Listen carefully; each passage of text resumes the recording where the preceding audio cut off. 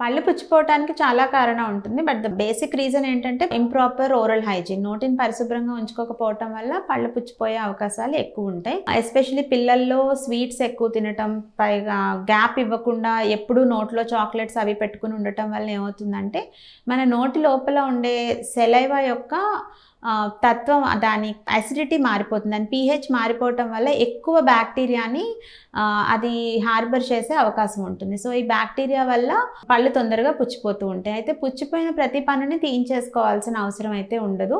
Root canal treatment ద్వారా infected టూత్ని మనం కాపాడి దానికి క్రౌన్ ఇచ్చి లైఫ్ లాంగ్ సర్వైవ్ అయ్యేలా చేసుకోవచ్చు. అయితే మనం ఆ స్టేజ్లో దానిని కనుక నెగ్లెక్ట్ చేస్తే పన్ను బాగా పాడైపోతే అప్పుడు పన్ను తీయించేసుకోవాల్సిన అవసరం ఉంటుంది.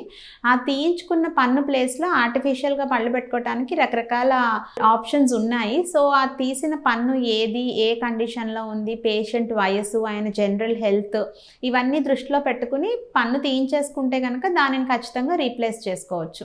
అయితే పుచ్చు పన్నును అవాయిడ్ చేయడానికైతే మాత్రం ఫస్ట్ ఓరల్ హైజీన్ మెయింటైన్ చేయటం, ఏం తిన్నా పుక్కిలించి ఉమ్మేసుకోవటం, తర్వాత స్టిక్కీ ఫుడ్స్ని వీలైనంత వరకు, అంటే చాక్లెట్స్, చిక్కీలు ఇలాంటి వాటిని వీలైనంత వరకు అవాయిడ్ చేయటం, ఫ్రీక్వెంట్లీ స్నాకింగ్ బిట్వీన్ మీల్స్, అంటే అన్నం తిన్నాక మళ్ళీ ఒక అరగంటకి ఏదో ఒకటి తినటం, జంక్ ఫుడ్ తినటం, వీటన్నిటిని అవాయిడ్ చేయటం ద్వారా పుచ్చు పళ్ళు రాకుండా మనం చేయగలుగుతాం.